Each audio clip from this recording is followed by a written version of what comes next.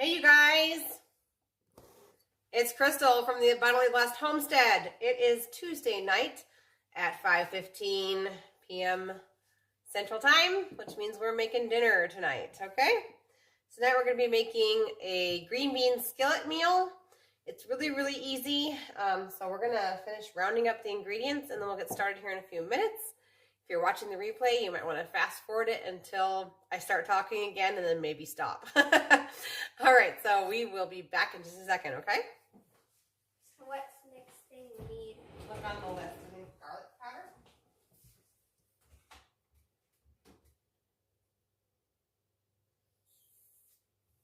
Garlic powder's all the way down at the bottom, Bree. Yep.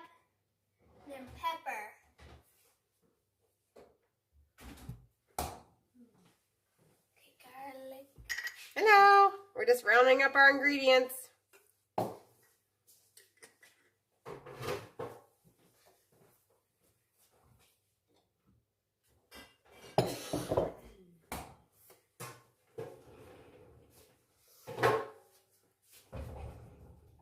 Got them all? I think so. Did you get the pepper? Yep, it's right here. Oh, pepper, like that pepper. Mm-hmm. Yeah, we got it all. Okay. We got it all. Hey, Carl. He says hello, Bree. Hi. So tonight we're going to be making, like I said, the green bean skillet. It's super easy. I've got a large vacuum sealed bag of homegrown green beans from last year that we're going to be using.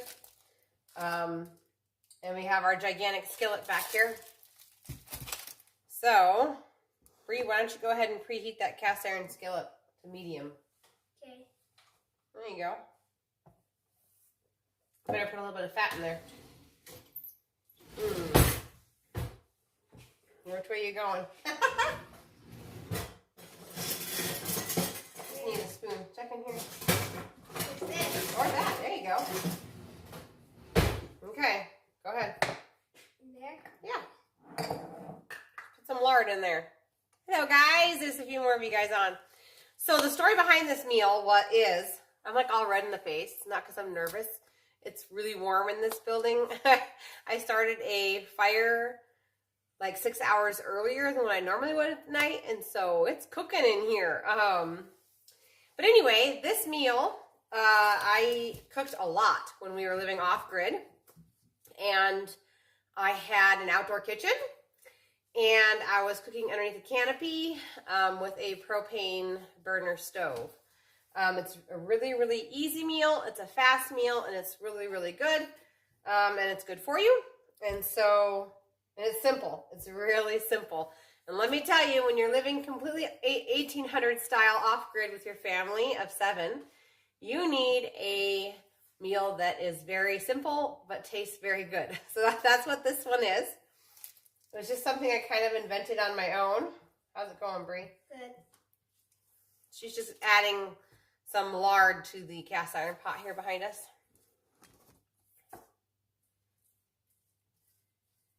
That should be good, Bree. Okay, and then also we'll be reading off the ingredients for next week's meal, which is really good. Oh, I know what I want to show you guys. So I have not recorded a video of me making homemade sourdough bread yet. It's on my list of things to do, but I just wanted to show this. This was my latest creation. It is sourdough cinnamon raisin swirl bread with no sugar, you guys. This is only sweetened with honey. Even the cinnamon swirl sauce is just with honey. So anyway, it is absolutely delicious. If you guys could smell it. It Smells so good. Anyway, we ate almost the whole loaf. We saved some for Dad. But there was like a gigantic air pocket at the very top of the bread, so it's kind of loose on the top. But anyway, it was really good. We had it for breakfast this morning. Oh, there was a little piece down there. Bree's got to eat it. Aubriana loves sourdough. Anyway, I need to start getting a little bit braver with my videos because I feel like I don't set the camera up and record because I'm afraid that something that I'm going to do is not going to turn out okay, you know? like this. This was like totally my own invention. It wasn't even a recipe. It was taking my sourdough sandwich bread recipe and turning it into a cinnamon swirl bread. So anyway, I need to just start recording and see how it turns out, I guess. Okay, is it warm, Bree? Well, there's heat coming up. Okay. We're good to go then. Let's angle this camera down and get to chopping. So the first ingredient is chopped onions. This is a huge sourdough skillet. Or sorry, sourdough. Huge. Look at sourdough on my mind. Cast iron skillet. Okay. I love fast meals. I also want to remind you to keep your onion ends for broth and your onion skins for broth. That can all be saved and put into broth when you're making it.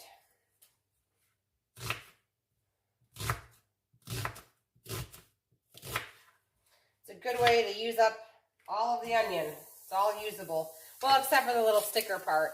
You might not want to use the peeling with the sticker part in it when you're making your broth. But I do that with all my carrots and my onions and my celery. Anything that has an end to it. Even garlic skins. What you looking for, hon? I'm looking for the spatula. Okay. Would like a spoon work, like over here? What do you think? That would work too. That would be just fine. Yeah. Okay, so this calls for 1 pound of chicken. So if you have raw chicken right now, you would obviously be cutting that up on your cutting board and adding that in here with the onions. But my chicken, once again, is cooked because I typically, we raise and butcher our own chickens here. And so to save on freezer space, I cook a lot of them down and then take the meat and put it in freezer bags and put them in the freezer so they're ready to go. So my meat's already cooked, so I'm going to add it last. So we're just going to be sauteing the onion for right now, but like I said, if you have raw chicken, you would be adding it right now to that pot. Oh, you know what I was going to use? What? I was going to use a Dutch oven. Hang on, I might have to swap out here. Because it has a lid. Whatever pot you guys are using, you're going to want to use something with a lid. This cast iron is so huge that I don't even own a lid big enough. So we're going to go ahead and switch pots here really quick. I'm going to scrape it out. Oh, well, it got seasoned. Yeah. That's nice. Okay. Go over here with it. Okay. Now we're going to need that. Now we're going to need that on. Now you can't use metal on this, okay? So we're going to switch over to silicone or wood. Because this isn't a cast iron enameled pot, we don't use metal with that. So this is just going to get on going here. Might have to add a little bit of lard.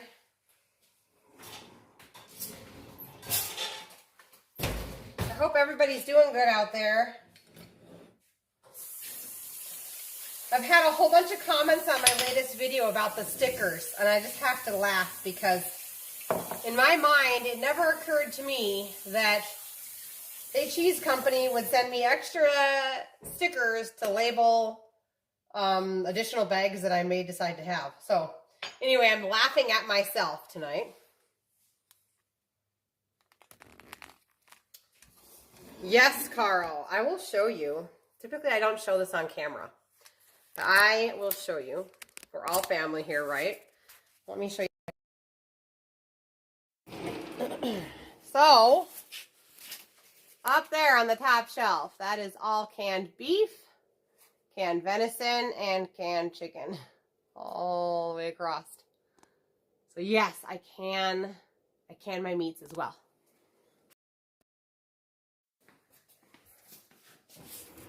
Just for you, Carl, a sneak peek of the Canner's Paradise in there.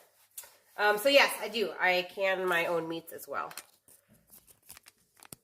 My husband's going to have to put up more shelves because I've completely filled all of my shelving in there. So with canned goods. Okay, so that's cooking away.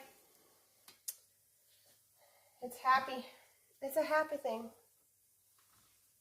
It's kind of boring. What else you got? Show them how big the goose egg is. Oh, yeah, we got goose eggs. Yay. Okay. Bring them on out, Bree. If you're just jumping on, you haven't missed anything. We just have a pot with a lid going over medium heat with a sliced up onion and some butter or lard. Yeah, show them. Okay, so we got goose eggs. They're really big. Here, we'll show them compared to a chicken egg. Look. Look, guys. It makes it look Just an idea of how large these eggs are. Goose eggs are absolutely amazing when it comes to cooking grain-free, like coconut flour. It takes the dryness right out of almost any recipe. They're extremely rich. All right, it's starting to cook on up over here.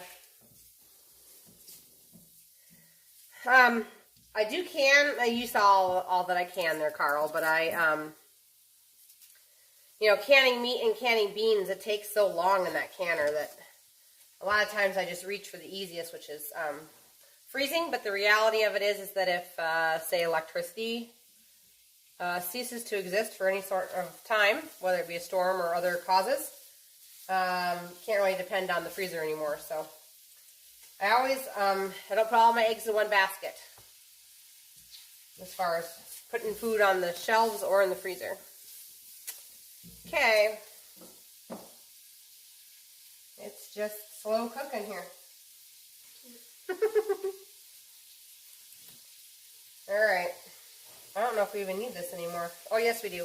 I'm going to go ahead and start chopping up our homegrown green beans because they cook better if they're in little pieces. And we froze these whole. So, let's see here.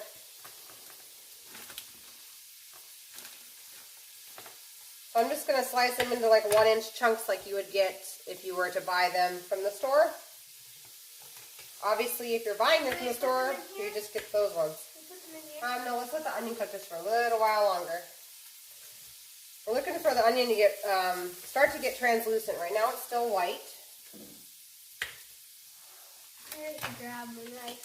Help out. That would be great if you could help out. There you go. No? I'll do them. So we're just cutting them. You see what size they're. See that? Just going to cut them down. If you leave them whole, they take too long to cook, and then you kind of end up with like a rubbery texture on some of them.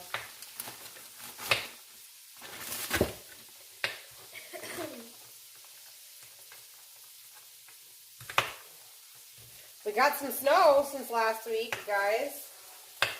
Great. A little bit of moisture. Our homestead is also grown by 3 goats.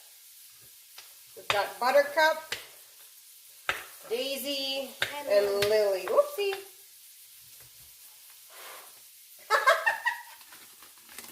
Five-second rule, guys.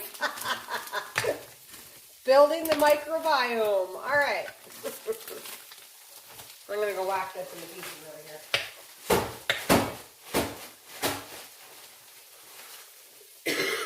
This recipe calls for 2 pounds of green beans, frozen green beans. You would obviously not want to use canned in this recipe because those are already cooked. So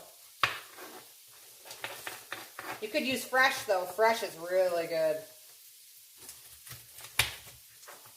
But there's no such thing as fresh green beans this time of year in the Midwest.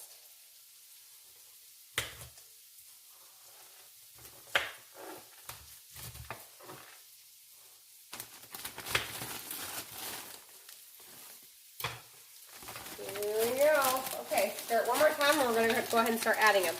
So the onions have started to turn translucent. They're getting kind of shiny and starting to look see-through, but not all of them quite yet.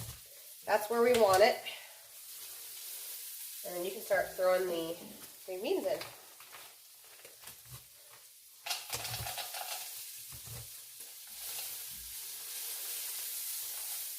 Here, I'll chop. You throw them in.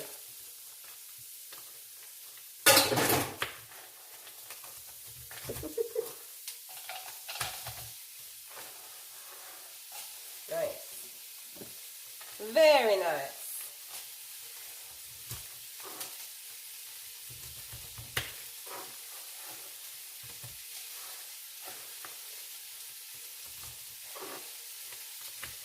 Let's see, next week. What happens next week? We're going to have the show. Let's see, it's not Azure week. So that's always good. Azure keeps coming on a Tuesday, and it kind of makes my days kind of crazy. Woo! I'm throwing green beans.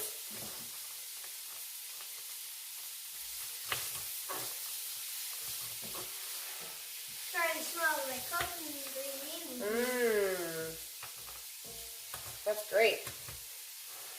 So like I said, we're aiming for about 2 pounds of green beans. Obviously, I'm not weighing them over here, so I'm going to guess, okay? But if you're buying green beans, you're looking for 2 pounds. Fresh is just so good in this recipe, but...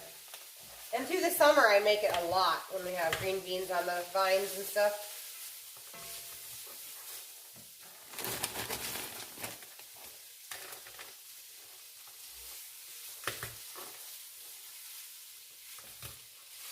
There's some news about stevia that came out this week that wasn't so good. I knew that, like, as far as sweeteners go, you know, natural stuff is obviously better. So honey and maple syrup is what we use. We don't even use cane sugar here. But I have made my own homemade stevia extract. In fact, I just put a video up 2 weeks ago about how to make that. And I still will use that with my family, but maybe not all the time. They're just talking about, and I knew that the white stevia that you buy in the store, the white stevia powder, is bad for you. You just have to remember that stevia is not white, so it's processed to make it white. But I'm starting to read up on stevia and how it was used for birth control. Because there's a portion of the leaf that's actually toxic, and the leaves are kind of what you use to make any form of stevia. So anyway, I don't know enough yet to completely remove it from my house, but definitely know enough to cut back, that's for sure. But of course, stevia is nowhere near as dangerous as like xylitol, erythritol, any of those alls. Those are all polyols. That's what they're called. And Cargill is the leading manufacturer in that chemical. So it's actually sweetening your food with an agriculture industrial chemical. Not good. So I'll stick with my stevia for now.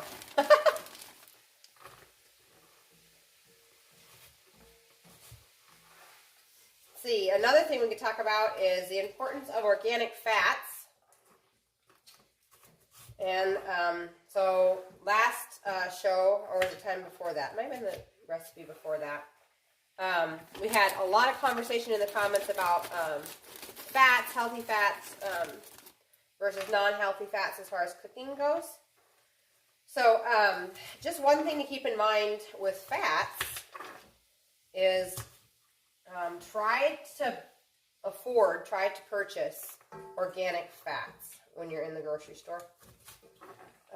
The reason why is animals and humans, they store their toxins in their fat. So obviously the healthier of an animal that you would be eating a fat product from, the better.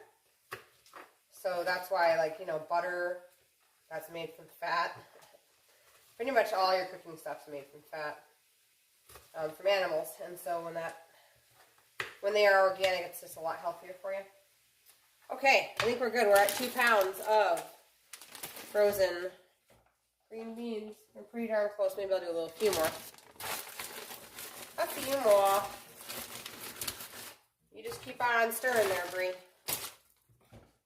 What was your favorite part of the day, Aubriana? Going to see Grandpa's house. Oh, yeah. That was fun. So my parents buy old homes, and they fix them up and like update them, but like keep all the original trim, and their homes are just beautiful and they're finished with them, and then they sell them. And this home in particular that they are working on now, the city wanted to burn it down, and my parents said, oh, no. And so anyway, they bought it, and I went through it. I haven't been through it in a long time. I helped to clear it out. It was a house of a hoarder, so I helped to clear it out, but I haven't seen it since, and they have completely transformed the inside. They're not even done yet. So anyway, that was her favorite part of the day, was to go see that. So here you go. Even organic, yes, even organic xylitol. Our toothpaste, Earth Paste, yes, has xylitol. Yep. Okay, the only reason why it's good for your mouth is that xylitol doesn't, how can I describe this? Xylitol does not upset the balance of good and bad bacteria in your mouth. So it's kind of like a neutral when it comes to the balance of good and bad bacteria. But yes, even organic xylitol. They're all polyols. So if you want to Google polyol, Polyol, polyol. Also, if you get on westonaprice.org, they have an entire section you can type in the search bar, type in xylitol, and or erythritol in there, and it'll bring up all of the resources on why it's bad for you, and all of the medical journal resources and everything else. So yes, even organic xylitol. Okay, so she's just sauteing this. We're going to go ahead and season it at this point. So we need 2 teaspoons of garlic powder. 2 teaspoons. Yep. You got one of those? A half. Oh, there you go. So 2 teaspoons of garlic powder. Donnie, or no, that's like Samantha, isn't it? So Samantha, you already have my toothpaste recipe. That's one of the reasons why I actually switched away from Earth Paste, was because of the xylitol. Okay, so 2 teaspoons of garlic powder. And we've got 1.5 teaspoons of salt, and then we're going to put a lid on that so it can start to steam up, okay? Where'd you put your... I'm going to back out of the sink for you. Okay, 1.5 teaspoons. There you go, girl. 1.5 teaspoons of your choice of healthy salt. So we're talking Himalayan salt, colored salt. So you got your pink Himalayan. This is real salt brand. You just want salt that has color, guys. Even Celtic sea salt has a gray tint. At least it should. You don't want processed sea salt. You don't want processed salt in your body. You want all those minerals for your body to help to utilize that. Okay, and then some pepper. Now, my kids are not huge fans of black pepper, so I'm actually not going to measure out how much I would probably put in. Would be 1/4 teaspoon. I'm just going to do a couple of cranks on this, and then we're going to put the lid on.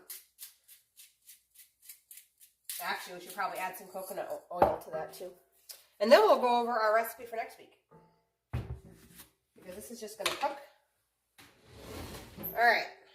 I'm going to put a big old, let's see, do we have a spoon? There's a spoon.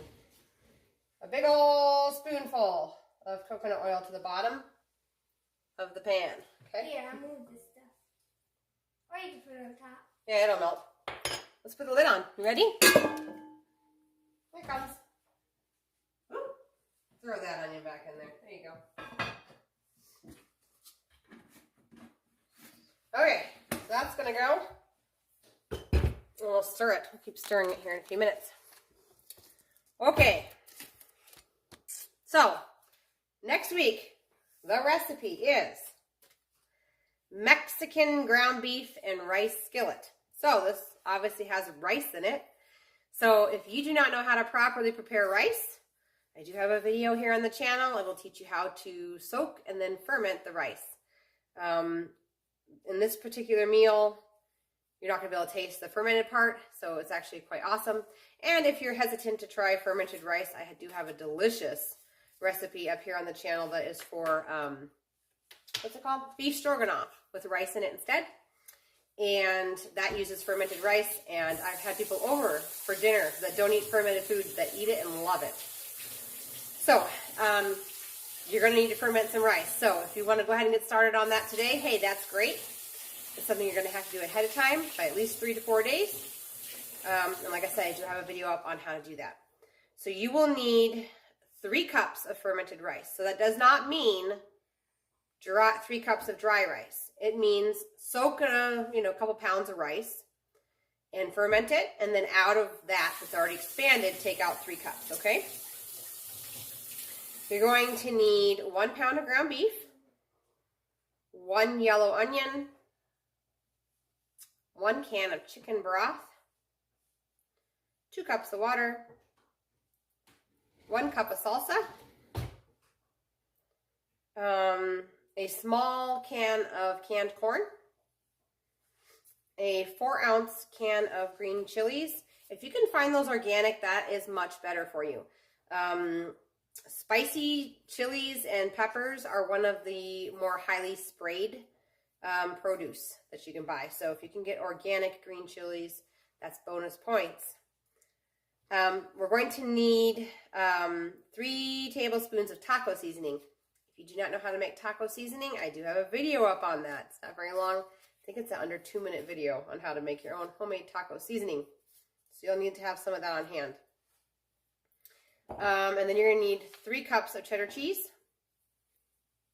And then we're going to be making our own chili sauce that goes in this. This is a copycat Heinz chili sauce. So you could use this recipe to dip your, what are they called? Chips. No? I don't like to eat them. Whatever. Seafood. You can dip shrimp. That's what it is, shrimp. You can totally dip shrimp in this. It's really, really good. So in order to make the chili sauce, we're going to need tomato sauce, 1 can,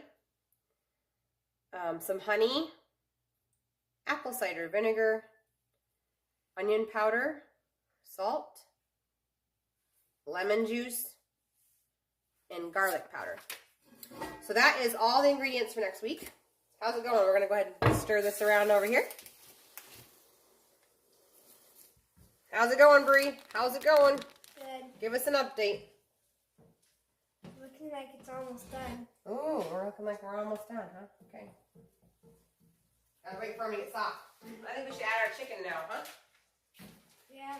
Okay. So since our chicken is already cooked and in a baggie, it's 1 pound of chicken going in there.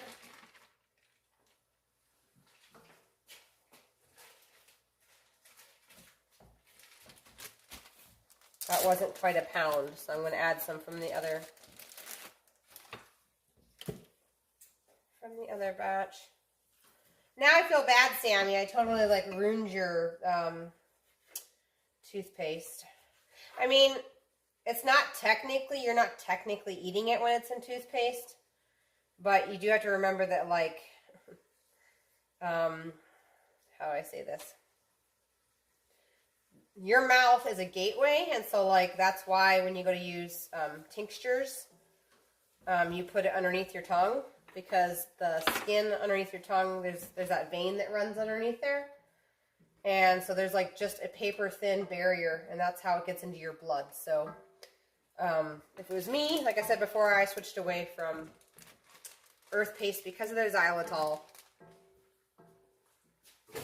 And it was expensive. I have 5 kids, and they eat the toothpaste like it's none other and swallow it and don't think anything about it. So I'd rather have them using my homemade toothpaste that has, bentonite clay and that sort of thing in it. So, okay, let's put the lid back on. Anyway, Sammy, I can send you that link. After the live, I can message that over to you, but it is on the Weston A. Price webpage. If you just search xylitol, yeah, it's under xylitol, pretty sure. Anyway, Yeah, now we have like more people on. So now I feel like showing my bread again. Whoops. I'm going to show you guys my bread. Some of you guys are just jumping on. This is my homemade invention of a sourdough cinnamon raisin bread with no sugar. There's no brown sugar, not even in the sauce. It's all honey. So anyway, it's very good. And I'll be making a video next time I go to make it. Don't worry. Super yummy. So essentially, this meal is just going to cook inside the pot over here until those green beans are moist and then or soft. And then it's done. Carl says time change this weekend. Oh no, it's this weekend, Carl. We have a time change this weekend. What? Yeah, that came up fast. Wish they would leave it set at one time. Amen, Carl. Oh my gosh. My automobile clocks display the correct time twice a day. I just changed mine. I have an old 99 Suburban. So it has like the old like push buttons that were like really tiny. And it's kind of finicky. And so like sometimes you just like stab it with a pen in order to get to work. And I just could not get it changed. I just got them changed like literally maybe 2 weeks ago. I guess I have to do it again. My brother lived in Arizona for a while, and that made it even more confusing because they don't participate in this crap. And so I'll be sitting there and be like, okay, so he was an hour behind me, but now he's the same. Is he the same time? Like it was so confusing. Really, really was. Time change. I forgot about that. That must be Saturday night, right? That's usually when they do it, so that all the people who go to church are all an hour late or an hour early. That's true. Okay. You have to remember when to go. Yeah, we're gonna have to remember that in the middle of the night, and then we're gonna have to remember that that's gonna completely offset our entire feed schedule for our lamb. Oh. Because his body's going to say it's 3 a.m. when it's really only whatever. So I'll have to fix that too. A new thing to worry about. Okay, I'm going to move this out of the way. Oh, I also invented my own grain-free, sugar-free graham cracker crust for cheesecake. I did not pull out the camera for that one either. So I'm going to make a promise right here, guys. I'm going to start pulling out my camera even when I'm experimenting. And if it turns out good, I'll post it, okay? Because I've made the grain-free, sugar-free graham cracker crust. You could also make graham crackers with it. I've made that twice now. Just kind of invented it myself. And it was good both times because we love cheesecake here. Carl says 2 a.m. Sunday morning is when it happens. Well, if it's my turn to feed the lamb at night, then of course. Yeah, we'll just have to move it. It'll be okay. Let's see what's going on in that pan there, girl. Is it okay if I set it here? Do you want me to lift it? It's heavy. Sure. Okay. Ooh, we're getting close. We're going to need a... So the key really is a lid. Because if you don't have a lid, the green beans won't steam up very well. But it is going. You could use butter too in the pan. This one has so much liquid because these were frozen beans. If you're using fresh beans, obviously there'll be less liquid, so you'll have to use more fat, like lard or butter or coconut oil. All those things would be good choices. It's just about done, isn't it? Yeah. And obviously, salt to taste after this, so taste it and see what you think. Let's take a fork and see if we're done here. With the green beans. Yep. Hang on. Not quite. The outside of the bean is still crunchy, so we'll put it back on and let it keep going. I love this Dutch oven. Someone bought it for me for my birthday. Love it, love it, love it. I love making whole chickens in this too. I'm putting it right into the oven. Oh, Carl has a homework assignment for you. Hang on. He says, this is a homework assignment for Bree. Why do they do the change at that hour of the morning? Oh. Why do they? Yeah. We're gonna have to look it up. We'll have to research it. I don't know when. Or why, I mean, why? Yeah, we'll have to look it up. I think I know, but I'm not going to say it. We'll look it up together. I don't know why we're still doing it if we're not in a war. Well, I guess we technically are in a war now, but... anyway. That's that. Alright, well, they're almost done, and then they'll be nice and soft here in the next couple minutes. Like I told you, this is a simple recipe that comes together really fast. So, I'm going to open that up again for you. We're going to add some butter.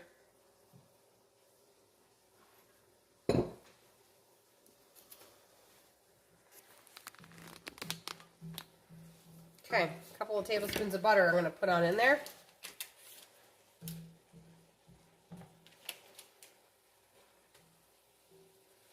If you are new to watching this tonight, welcome to the channel. We do this every Tuesday night at 5:15 p.m. Central Time.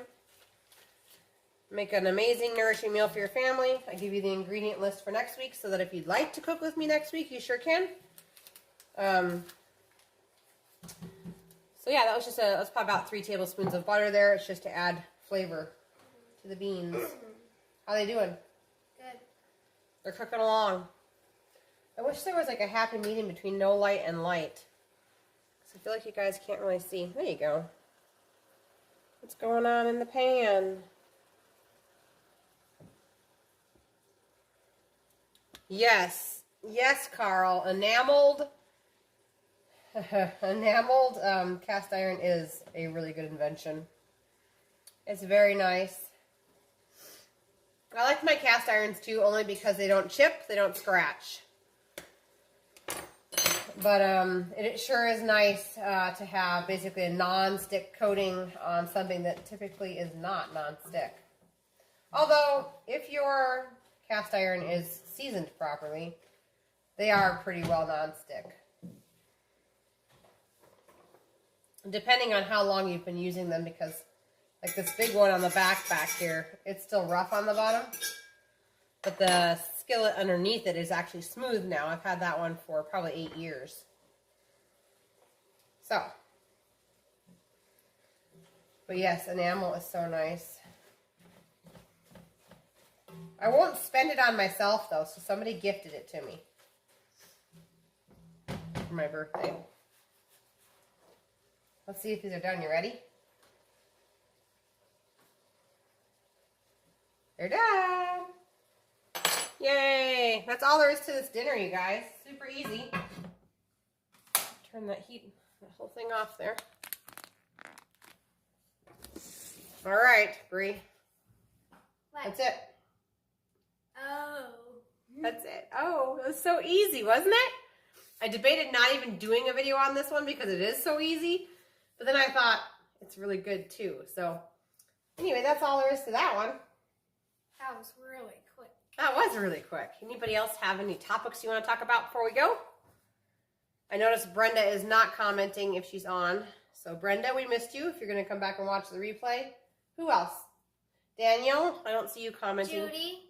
Oh, I think Judy's on here. She just hasn't commented yet. Oh. Usually she's one of the first ones. And she asked for the link this morning, so I think so. Let's see, who else? Daniel. Well, if I missed you and you're watching the replay, thank you so much for watching the replay. We missed you. Missed your commenting. Is that it? Think so. Okay. That's it, guys. If you guys are watching the replay and you have questions, put them down in the comments. Or if you want to start a conversation about something, put it down in the comments. And we can all talk about it. So, anyway, that's all there is to that meal. Completely easy. And you guys have a great night. What? Good recipe. And great job, Bree. Thanks. Yeah, I love this recipe. Like I said, I made it when we lived 1800 style because it's so easy. But I mean, you could season it up with a bunch of stuff if you wanted to. But easy seasoning, easy meal, easy cooking, and it's done. So it says we've only been on for 40 minutes. So yeah, takes about 30 minutes to make it. 30-minute meal, guys. Almost as good as Rachel Ray. Anyway, thank you so much for watching, you guys.